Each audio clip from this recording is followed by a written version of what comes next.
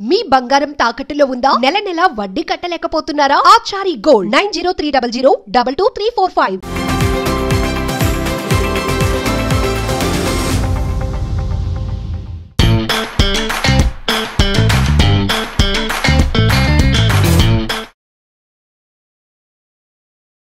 నమస్తే, welcome to Magna TV. నేను మీ Anusha. So senior dancer అని చెప్పాలా లేకపోతే యాక్టర్ అని చెప్పాలా, గుడ్ ఆర్టిస్ట్ అని చెప్పాలా తెలియట్లేదు, కానీ ఆవిడ సీనియర్ ఒక డాన్సర్ అనే చెప్పచ్చు. సో ఆవిడ జ్యోతిలక్ష్మి గారు అనమాట. ఆవిడ గురించి తెలుసుకుందాము. ఆవిడ చనిపోయిన రోజు కూడా ఆగస్టులోనే ఉంది. ఆగస్ట్ మంత్ 2016లో మరణించారు క్యాన్సర్ వల్ల. సో తెలుసుకుందాం ఆవిడ గురించి. సో ఈరోజు మనతో పాటు ఉన్నారు ప్రముఖ senior journalist and film analyst G R Maharshi గారు ఉన్నారు. మాట్లాడేద్దాం. మహర్షి సార్ నమస్తే. జ్యోతిలక్ష్మి గారు చనిపోయింది ఈ మంత్లోనే చనిపోయారు 2016లో. సో ఆవిడ హీరోస్కి ఎంత క్రేజ్ ఉందో ఆవిడ కూడా అంత క్రేజ్ సంపాదించుకున్నారు సార్.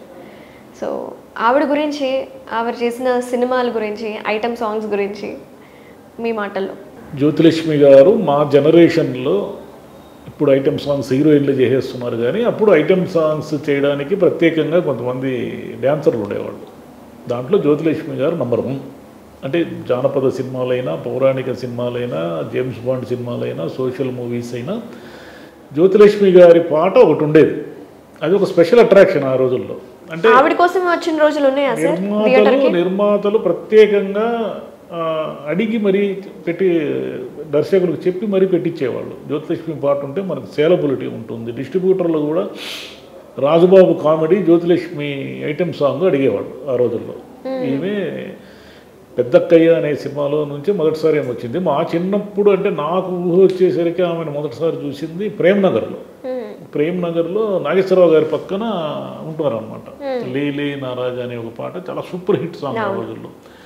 ఆ తర్వాత కృష్ణ గారి సినిమాలు, అన్ని సినిమాల్లోనూ ఉండేది ఆమె. కొన్ని సినిమాల్లో హీరోయిన్గా కూడా చేశారు. మనగాడు వస్తున్నాడు జాగ్రత్త అనే సినిమాలో హీరోయిన్ ఆమె. మనగాడు వస్తున్నాడు జాగ్రత్త సినిమాకి దేవరాజ్ అనే ఆయన ఫోటోగ్రఫీ చేశారు. ఆ దేవరాజు బ్రదర్నే జ్యోతిలక్ష్మి గారు తర్వాత రోజుల్లో లవ్ మ్యారేజ్ చేసి పెళ్లి చేసుకున్నారు. దేవరాజ్ చాలా అద్భుతమైన ఫోటోగ్రాఫర్. మీరు ఇప్పుడు కూడా చూడండి, మనగాడు వస్తున్నాడు జాగ్రత్త అనే సినిమాని హాలీవుడ్ స్థాయికి కెమెరా ఉంటుంది దాంట్లో. ఆ రోజుల్లో 70sలో అంత గొప్పగా పనితనం ఉంటుంది ఆయనకి. ఎంతో రావాల్సినంత పేరు రాలేదు, కానీ చాలా గొప్ప ఫోటోగ్రాఫర్ ఆయన.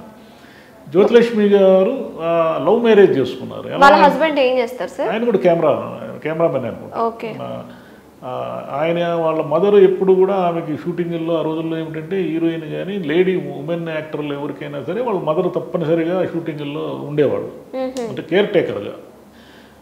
ఈమె జ్యోతిలక్ష్మి గారి మదర్ కూడా ఈ అమ్మాయి ఎక్కడ ప్రేమలో పడకూడదని చాలా జాగ్రత్తలు తీసుకుంది, కానీ ఈమె ఎలాగో ప్రేమలో పడి ఇంట్లో చెప్పకుండా పెళ్లి చేసేసుకుంది ప్రశాంతంగా. ఆమెకు కూతురు, అమ్మాయి కూడా కొద్ది రోజులు ఏవో అవి డాన్సింగ్ చేశారు, కానీ పెద్దగా మళ్ళీ ఫేడ్ అవుట్ అయిపోయారు. ఆమె లేరు, అంటే తల్లి అంతటి నటి కాదు, కానీ ఆమె వారసత్వం జయమాలిని గారు టేకప్ చేశారు.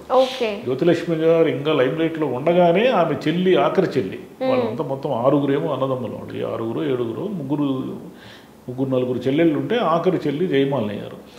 ఈమె తర్వాత రోజుల్లో వాళ్ళిద్దరూ పోటాపోటీగా వాళ్ళిద్దరూ కలిసి చేసిన సినిమాలు కూడా ఉన్నాయి. వాళ్ళిద్దరు కలిసి కూడా చేశారు. బొబ్బిలిపులో ఏదో దాంట్లో కూడా చేశారు. వాళ్ళిద్దరి మధ్య కూడా కొంతకాలం ఇది రైవలరీ, అంటే ప్రొఫెషనల్ రైవలరీ ఉండేదని అంటారు, కానీ సరే అమ్మాయి జ్యోతిలక్ష్మి గారి కూతురు ఈ మధ్య చెప్పిన ఇంటర్వ్యూలో కూడా అవేం లేదు, మేము మా పిన్ని మా అమ్మ చాలా ఫ్రెండ్లీగా ఉండేవాళ్ళు అంటారు. సరే గ్యాసిప్స్ కూడా కావచ్చు, వాళ్ళిద్దరు చాలా కాలం మాట్లాడుకోలేదని ఇవన్నీ అంటారు. జ్యోతిలక్ష్మి గారి ప్రత్యేకత ఏమిటంటే ఆ రోజుల్లో హీరోలకు ఎంత క్రేజ్ ఉండేదో ఆమెకు అంత క్రేజ్ ఉండేది, హీరోయిన్లకి ఎంత క్రేజ్ ఉండేదో ఆమెకు అంత క్రేజ్ ఉండేది. ఆ రోజుల్లో ఒక ఐటమ్ సాంగ్ కి రెమ్యునరేషన్ ఎంత ఉండేది సార్? చాలా తక్కువ కదా. రెమ్యునరేషన్ అనేది ఊరికి అంటారు, కానీ హీరోలతో సమానంగా తీసుకుంటారు అని అది అని ఏం ఆ రోజుల్లో చాలా వేలల్లో రెమ్యునరేషన్. అయినా కూడా జ్యోతిలక్ష్మి గారు బాగా సంపాదించారు. ఆమె దాదాపు 1000 సినిమాల్లో డ్యాన్సులు చేసినట్టున్నారు. అన్నీ ఆల్మోస్ట్ మొత్తం అన్ని భాషల్లో చేశారు. ఆమె సంపాదించారు, కానీ చాలా పోగొట్టుకున్నారు ఆమె. అంటే సంథింగ్ ఆ భూమి తగాదాలు ఎవరికి ఇచ్చేస్తే ఆమె చనిపోయిన తర్వాత వాళ్ళు ఎవరు తిరిగి ఇవ్వకపోవడము, బ్లడ్ క్యాన్సర్తో పోయారు ఆమె. చాలా చివరి రోజుల్లో కూడా యాక్టివ్గా ఉన్నారు ఆమె. సీరియల్స్లో యాక్ట్ చేశారు. తర్వాత ముత్తు సినిమాలో కనిపిస్తారు ఆమె. రజనీకాంత్ సినిమాలో ముత్తు సినిమా గుర్తుంటే మీకు మంచి పాట ఉంటుంది, ఆ పాటలో మధ్యలో కనిపిస్తారు అన్నమాట. అట్లా జ్యోతిలక్ష్మి గారి మా తరము ఐటెమ్ సాంగ్ డ్యాన్సర్ ఆమె. అంటే ఒక క్లబ్ సెటప్ పెట్టారు అంటే జేమ్స్ బాండ్ సినిమాల్లో క్లబ్ సెటప్ ఉంటుంది. అంటే క్యాబరే డ్యాన్సర్ అని ఉండేది ఆ రోజుల్లో, బాంబేలో దాన్ని బ్యాన్ చేశారు. క్యాబరే డ్యాన్సర్లు అంటే ఏమిటంటే ఒక బార్ అండ్ రెస్టారెంట్లో కొంతమంది అమ్మాయిలు డ్యాన్సులు చేస్తూ ఉంటారు, దాన్ని క్యాబరే డ్యాన్స్ అంటారు. ఈ క్యాబరే డ్యాన్స్ మీద కొన్ని వేల మంది బొంబాయిలో బతికేవాళ్ళు. వీళ్ళని ఒకరోజు గవర్నమెంట్ ఆర్డర్ పాస్ చేసింది, క్యాబరేల్ని నిషేధించింది గవర్నమెంట్. నిషేధించిన తర్వాత ఇంకా వాళ్ళు ఏదో తిప్పలు పడి వేరే పనులు చేసుకున్నారు. ఆ క్యాబరే డ్యాన్సర్లు అనేటివి మన సినిమాల్లో రిఫ్లెక్ట్ అయ్యేటివి. ఏది జేమ్స్ బాండ్ సినిమాల్లో క్యాబరే అంటే జ్యోతిలక్ష్మి. ఓకే. అదేవిధంగా నాగేశ్వరరావు గారు ఈ ఎన్టీఆర్ గారి సినిమాల్లో మధ్యలో ఎక్కడో చోట ఒక డ్యాన్స్ ఉంటే అది ఖచ్చితంగా జ్యోతిలక్ష్మి గారే చేయాలి. హీరోయిన్గా కూడా చాలా సినిమాలు చేశారు ఆమె. విజయలలిత గారు రౌడీ రాణి, రివాల్వర్ రాణి ఈ 2 సినిమాలు హిట్ అయిన తర్వాత జ్యోతిలక్ష్మి గారు కొరడా రాణి అని ఒక సినిమా తీశారు. ఓకే. అంటే హీరోయిన్ గా సక్సెస్ఫుల్ గా ఉన్నా సరే ఐటమ్ సాంగ్స్ కి వెళ్ళడం అనేది డిఫికల్ట్ టాస్క్. ఐటమ్ సాంగ్ తో వచ్చి హీరోయిన్ అయ్యారా? హీరోయిన్ గా ఆమెను పెద్ద యాక్సెప్ట్ చేయలే. కొరడా రాణి అనే సినిమా పెద్ద ఆడలే. విజయలలిత గారి సినిమాలు ఆడాయి, మళ్ళీ జ్యోతిలక్ష్మి గారి సినిమాలు ఆడలే.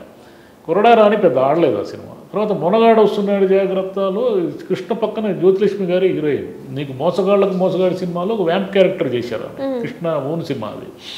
అట్లా అన్ని సినిమాల్లోనూ జ్యోతిలక్ష్మి చీర కట్టింది అని ఒక పాట కూడా రాశారు. అంటే ఆమె ఏ సినిమాలో కూడా చీర కట్టదు. మామూలుగా క్యాబరే డ్యాన్సర్ ఒక విచిత్రమైన డ్రెస్ ఉంటుంది ఆమెకి. అలాంటి డ్రెస్లో మంచి డ్యాన్సర్ అయితే ఆమె, మంచి డ్యాన్సర్ ఆ రోజుల్లో, మంచి డ్యాన్సర్. ఇప్పుడు ఏమిటంటే హీరోయిన్లే ఐటెం సాంగ్స్ చేసేస్తున్నారు, లేదా ఐటెం సాంగ్స్ చేసేదానికి ప్రత్యేకమైన డాన్సర్ లేరు ఈ రోజుల్లో. హలము ఇలా చాలా మంది ఉండేవాళ్ళు. ఓకే. అంటే ఈ రోజుల్లో హీరోయిన్ చేస్తున్నారంటే అదొక స్పెషల్ అట్రాక్షన్గా ఫీల్ అయ్యేవాళ్ళు, కానీ ఆ రోజుల్లో జ్యోతిలక్ష్మి గారి గురించి సినిమాలకు వచ్చేవాళ్ళేమో కదా సార్? ఆమె అభిమానులు విపరీతంగా ఉండేవాళ్ళు. జ్యోతిలక్ష్మి గారి ప్రత్యేకత ఏంటి తెలుసా? తెలుగులో ఆమె పేరు ఎవరు పెట్టుకోలేదు. సూర్యకాంతం గారి పేరు ఎలాగైతే అమ్మాయిలకు పెట్టేవాళ్ళు కాదు గయ్యాలి అని, జ్యోతిలక్ష్మి గారు క్లబ్ డాన్సర్ కాబట్టి జ్యోతిలక్ష్మి అని పేరున్న అమ్మాయిలు దాదాపు అరుదుగు. ఎక్కడ ఏదో ఒక 10,000 మందికి ఒక పేరు ఉందేమో మనకు తెలియదు. నేనైతే ఎక్కడ చూడలేదు, జ్యోతిలక్ష్మి అనే పేరు పెట్టుకున్న అమ్మాయిని చూడలేదు నేను. ఆమె భయం, అంత భయం ఉండింది. జ్యోతి ఉంటారు కానీ సూర్యకాంతం అనే పేరు ఎలాగైతే తెలుగులో నిషిద్ధమో కేవలం ఆమె వల్ల జ్యోతిలక్ష్మి అనే పేరు కూడా తెలుగులో ఎక్కడా వినపడకుండా ఉండేది, ఎందుకంటే ఆమె వ్యాంప్ క్యారెక్టర్లు వేసేవాళ్ళు కాబట్టి. ఓకే సార్, కమింగ్ టు తర్వాత కెరీర్ ఎలా ఉంది సార్ ఆవిడది మిడిల్ ఏజ్కి వచ్చిన తర్వాత కూడా? మిడిల్ ఏజ్ అంటే చాలా ఏళ్ళు, అంటే డ్యాన్సర్లకి శరీరం ఫిట్గా ఉన్నంత వరకు డ్యాన్స్ చేయొచ్చు కదా. ఆమెకు పోటీ కూడా ఆమె చెల్లెలే వచ్చింది తప్ప ఆమెకు పోటీ కూడా ఎవరు లేరు. జయమాలి అలము వీళ్ళంతా మధ్యలో కొంతమంది వచ్చారు కానీ వాళ్ళు ఎవరు నిలబడలేదు. జ్యోతిలక్ష్మి గారికి పోటీగా జయమాలినే వచ్చారు. ఆమె తర్వాత రోజుల్లో ఏదో చిన్న పాత్రలు వేసేవాళ్ళు, సీరియల్స్ వేసేవాళ్ళు, చాలా కాలం నటిస్తూనే ఉన్నారు. చనిపోయేటప్పుడు కూడా ఆమె సీరియల్లో నటిస్తున్నారు. సార్, కమింగ్ టు ఆ రోజుల్లో ఈ క్లబ్ డాన్స్లు ఇవన్నీ అంటే కొంచెం యాక్సెప్ట్ చేసేవాళ్ళు సార్ జనాలు? అంటే అన్ని క్లబ్ డాన్స్లే ఉండేటివి కాదు. క్రైమ్ సినిమాల్లో క్లబ్ డాన్స్లే కదా ఉంటాయి. క్రైమ్ సినిమా ప్రేక్షకులు వాళ్ళు వేరే ఉండేవాళ్ళు, మహిళలు ఎక్కువ వచ్చేవాళ్ళు కాదు. కానీ మహిళలు వచ్చే సినిమాల్లో కూడా జ్యోతిలక్ష్మి గారి డ్యాన్స్ ఉండేది. ఎందుకు ఉండేదంటే ఎక్కడో ఒక చోట ఒక పండగ అనుకోండి, ఆ పండగలో ఒక నృత్య సన్నివేశం ఉంటే జ్యోతిలక్ష్మి గారికి తనే లీడ్. ఒక పెళ్ళి అనుకోండి, ఇప్పట్లాగా ఈ సంగీతంలో అవన్నీ లేవు కదా, అయినా పెళ్లిలో ఇలాంటి ఒక డ్యాన్స్ ప్రోగ్రామ్ ఉండేది. ఆ డ్యాన్స్ ప్రోగ్రాంలో జ్యోతిలక్ష్మి ఉండేది. అంటే ఆమె కనిపిస్తే ప్రేక్షకుడికి అదనపు ఆకర్షణ, డిస్ట్రిబ్యూటర్లకు అందరికీ ఏమిటంటే ఒక స్పెషల్ అట్రాక్షన్, డబ్బులు వస్తాయి. సినిమాలకి డాన్స్ చేశారు ఆవిడ? 1000 సినిమాలు చేశారు. అంటే తమిళ్, కన్నడ, మలయాళం, తెలుగు.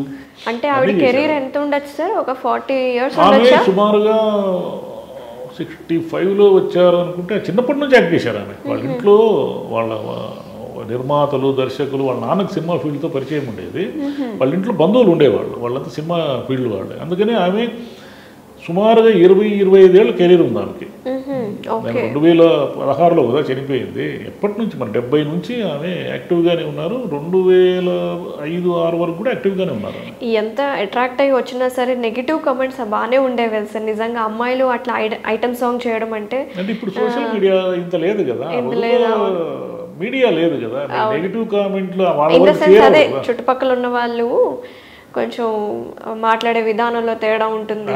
అంటే మామూలు సొసైటీలో ఏమిటంటే కొంచెం సరిగా బట్టలు వేసుకోకుండా కొంచెము ఇదిగా ఉన్న అమ్మాయిలు నువ్వేం జ్యోతిలక్ష్మి అనుకుంటున్నావా అనేవాళ్ళు అనమాట. ఓ అట్లా కంపేర్ చేసేవాళ్ళు తప్ప సోషల్ మీడియా ఈ మీడియా లేని కాలం కాబట్టి వాళ్ళకి సంబంధించిన వార్తలు చదివి కూడా చాలా తక్కువ వచ్చేటివి.